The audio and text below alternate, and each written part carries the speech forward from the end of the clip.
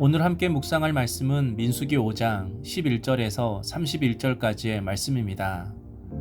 오늘 말씀은 시죄법에 관한 말씀입니다. 시죄법은 사람의 유무죄를 판단하는 법입니다. 그런데 고대 시대에는 극단적인 방법으로 유무죄를 판단했습니다.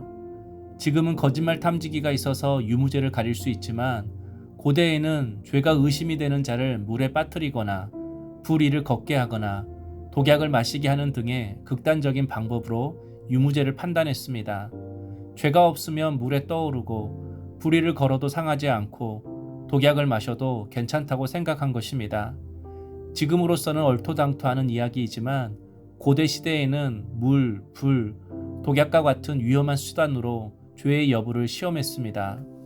그런데 고대 근동 시대에 행해졌던 이런 시죄법이 성경에도 비슷하게 기록되어 있습니다. 아내가 다른 남자와 간음했다는 의심이 들 경우 쓴 물을 마시게 했습니다.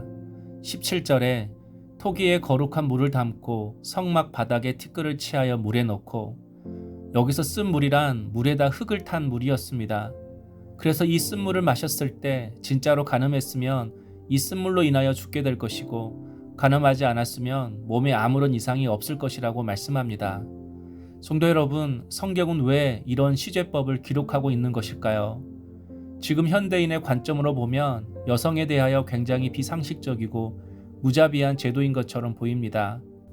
그러나 고대 근동 당시의 시죄법과 비교해 볼 때 성경의 시죄법은 무자비한 제도로 볼 수 없습니다.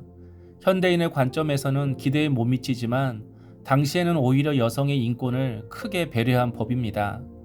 당시에는 아내의 정절이 의심될 경우 일방적으로 아내가 피해를 당해야 했습니다.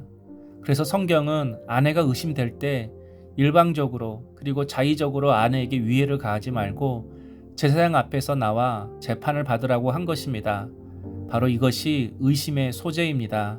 15절, 그의 아내를 데리고 제사장에게로 가서 그를 위하여 보릿가루 10분의 1 에바를 헌물로 드리되 그것에 기름도 붓지 말고 유황도 두지 말라.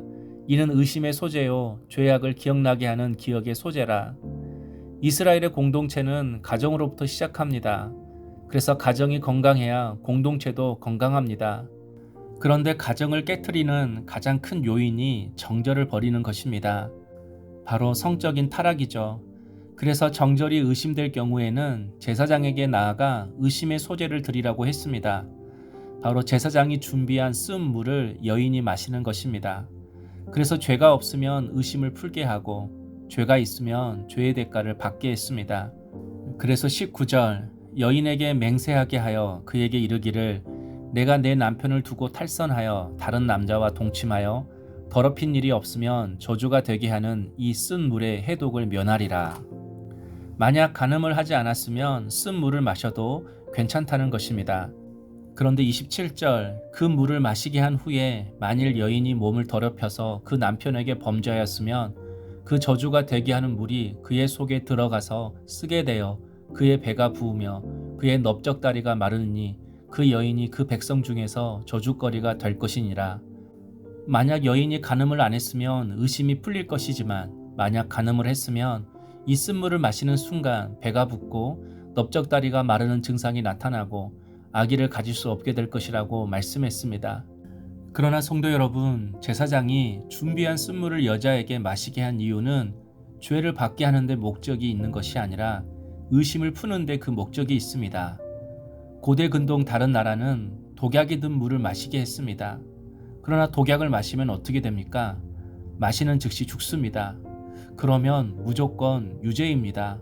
죄가 없어도 무조건 죄입니다.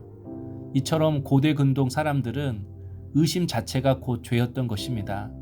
그런데 이런 시죄법을 주로 여자와 노예 같은 약자에게 적용했습니다. 하지만 흙을 탄 쓴물은 마셔도 아무렇지 않습니다.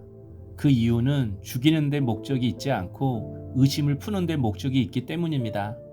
당시에도 많은 남자들이 다른 여자를 얻기 위해서 아내를 의심하고 학대했습니다. 가정이 깨지는 것은 성적인 부정함도 있지만 의심도 있습니다.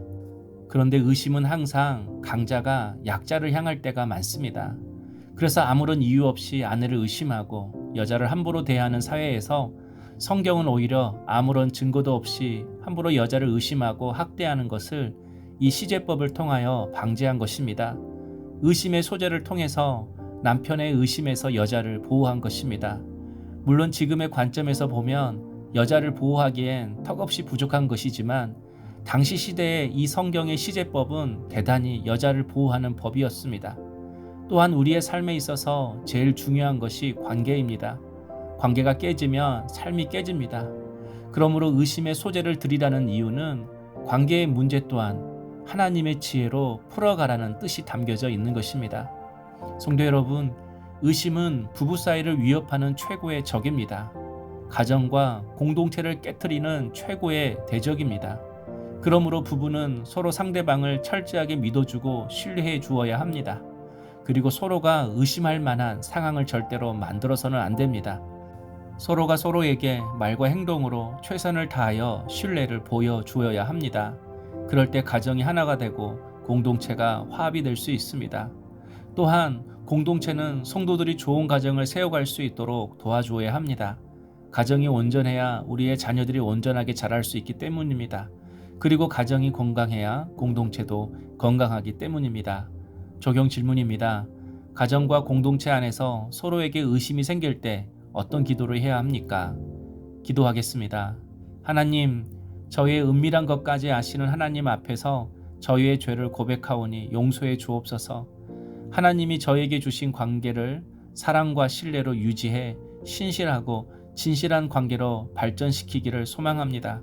모든 관계의 문제를 하나님의 지혜에 힘입어 해결하도록 도와주옵소서. 예수님의 이름으로 기도하옵나이다. 아멘.